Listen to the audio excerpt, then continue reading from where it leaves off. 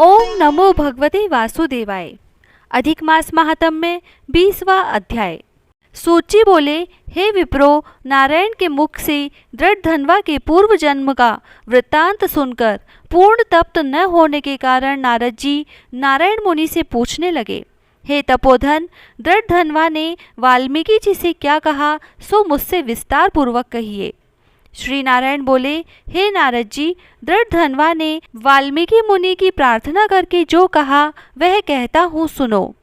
दृढ़धन्वा बोले, हे मुने, मुक्ति चाहने वाले लोग पुरुषोत्तम मास का सेवन कैसे करें, किसकी पूजा करें, किस प्रकार करें और किस वस्तु का दान करें और उसके करने की क्या विधि है, यह लोक हितार्थ मुझसे कहो, क्योंकि लोक हितार्थ ही आप जैसे महात्मा पृथ्वी पर विचरते हैं। यह पुरुषोत्तम मास साक्षात पुरुषोत्तम भगवान है, अतः इस मास में व्रत दानादि करने से महान पुण्य होता है, यह मैंने आपके मुख से सुना है।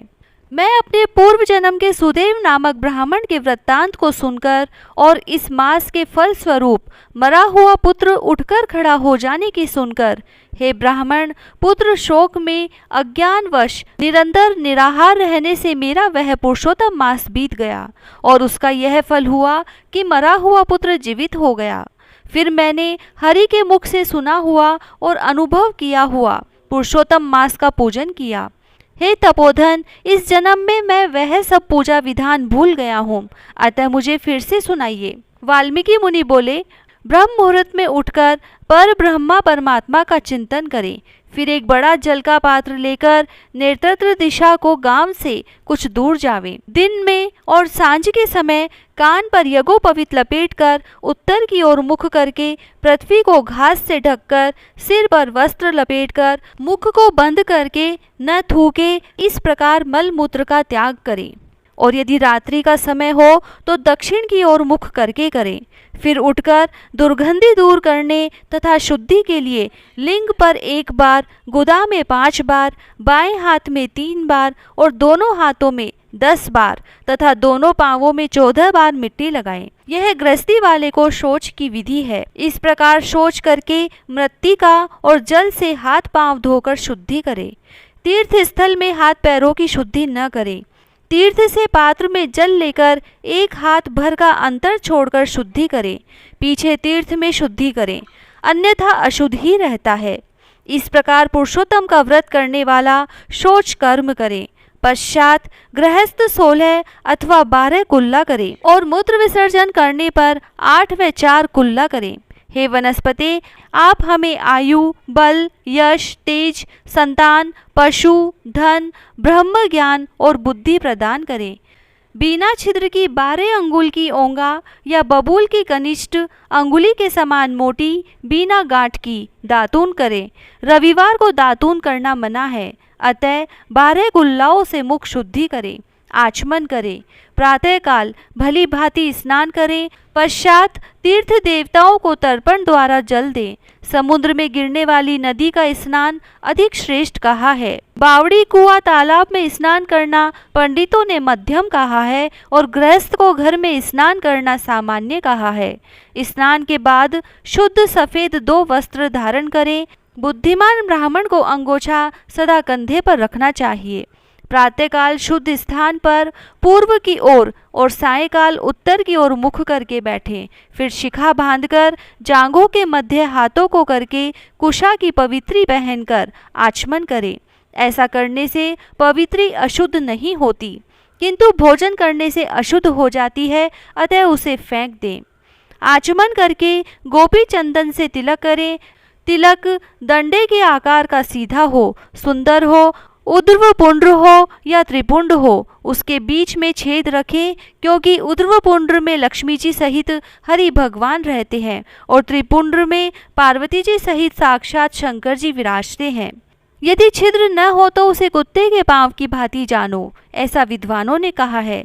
सफेद ऊर्ध्वपुंड्र तिलक ज्ञान को देने वाला है। लाल तिलक मनुष्यों को वश में करने वाला और पीला तिलक सब रिद्धियों को देने वाला है। इनके अतिरिक्त अन्य प्रकार के तिलक न लगावें। गोपी चंदन की माटी से शंख, चक्र, गदा, पद्म धारण करे, यह सब पापों को नष्ट करने वाला और पूजा का अंग कहा है। जिनके शरीर पर शंख चक्र आदि हो उनको साधारण मनुष्य नहीं जानना चाहिए, वे भगवान के नित्य शरीर हैं। जो शंख चक्र आदि चिन्हों को नित्य धारण करते हैं उनके शरीर के पाप पुण्य रूप हो जाते हैं। नारायण के आयुधों से जिनका शरीर चिन्हित रहता है उनके करोड़ों पापों से युक्त होने पर भी यमराज क्या बिगाड़ सकता है। फिर प्राणायाम करके संध्या वंदन करें। प्रातःकाल की संध्या जब तक तारे दिखते हो तब तक यथा विधि करें। जब तक सूर्य नारायण का दर्शन न हो तब तक गायत्री मंत्र का जाप करता रहे। फिर सूर्य के मंत्रों से सूर्य के सामने खड़ा हो अंजलि दे। फिर सायंकाल के समय भूमि पर अपने पैरों को मोड़ करके नमस्कार करें। यदि कोई कमी रह गई हो तो उसकी निम्न मंत्र बोलकर पूर्ति करें। यस्ते स्मृत्या नामोक्त्या तपोयज्ञ क्रियादिषु न्यूनम संपूर्णता याति सघो वंदे तमुच्चम। जो ब्राह्मण क्षत्रिय और वैश्य श्रद्धा से विधि पूर्वक संध्या करते हैं उनको तीनों लोक में कोई भी वस्तु कठिन नहीं है। यह दिन के प्रातःकाल के कर्म है। इस प्रकार नित्य कर्म करके हरि पूजा प्रारंभ करें।